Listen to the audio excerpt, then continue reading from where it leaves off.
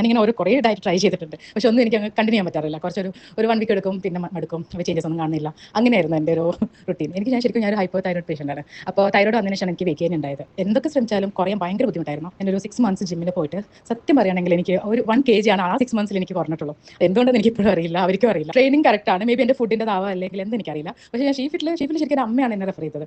അമ്മയാണ് ഇങ്ങനെ ഇതിലെല്ലാവരും കുറേ ആൾക്കാരുണ്ട്, എല്ലാവർക്കും വെയിറ്റ് കുറഞ്ഞിട്ടുണ്ട്, നീ ട്രൈ ചെയ്യും പറഞ്ഞിട്ട് അമ്മ തന്നെയാണ് പൈസയൊക്കെ ഗൂഗിൾ പേ ചെയ്ത് തന്നെ ഇതിൽ ആഡ് ചെയ്തത്. അപ്പോൾ എനിക്ക് സ്റ്റാർട്ടിംഗിൽ സത്യം പറഞ്ഞാൽ ഞാൻ 1 മന്തിലൊക്കെ എങ്ങനെ പറയും, ഞാൻ ഈ 6 മന്ത്സ് പോയിട്ട് എനിക്ക് വലിയ വ്യത്യാസമില്ലല്ലോ അങ്ങനെ ചിന്തിച്ചുകൊണ്ടിരുന്ന ഒരാളെ. ഞാൻ അശ്വതിൻ്റെ വർക്കൗട്ടാണ് കൂടുതലും ചെയ്യാറ്. അപ്പോൾ എനിക്ക് വർക്കൗട്ട് ആണെങ്കിലും നമ്മൾ ഓരോന്ന് കഴിഞ്ഞിട്ടും കുറച്ചൊരു ഇൻ്റർവെല്ലോ നമുക്കൊന്ന് എന്താ കണ്ടിന്യൂസ് ആയിട്ട് ചെയ്യാതെ എനിക്ക് ആ ഒരു ഇത് ഭയങ്കര ഇഷ്ടമായി. അപ്പോൾ എനിക്ക് എൻ്റെ പേഴ്സണലി ഞാൻ പറയുകയാണെങ്കിൽ ഞാൻ വളരെ സാറ്റിസ്ഫൈഡ് ആണ്. ഞാനിപ്പോൾ നിങ്ങൾ അടുത്ത ബാച്ചിലോട്ട് ഞാനിപ്പോൾ ജോയിൻ ആയിട്ടുണ്ട്. ശരിക്കും പറഞ്ഞാൽ ഇനീഷ്യലി ഞാൻ സ്റ്റാർട്ട് ചെയ്യുമ്പോൾ ഞാൻ ഒരിക്കലും വിചാരിച്ചിട്ടില്ല ഞാൻ അടുത്ത് ജസ്റ്റ് 1 മന്ത് അമ്മേൻ്റെ ഒരു ആശ്വാസത്തിന് കയറാം അങ്ങനെയായിരുന്നു. പക്ഷേ എനിക്ക് ജോയിൻ ചെയ്തപ്പോൾ എനിക്ക് ഇഷ്ടമായി.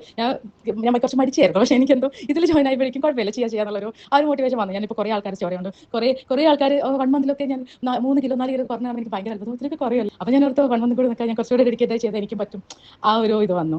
അപ്പോൾ ഞാൻ ശരിക്കും ഹാപ്പിയാണ്.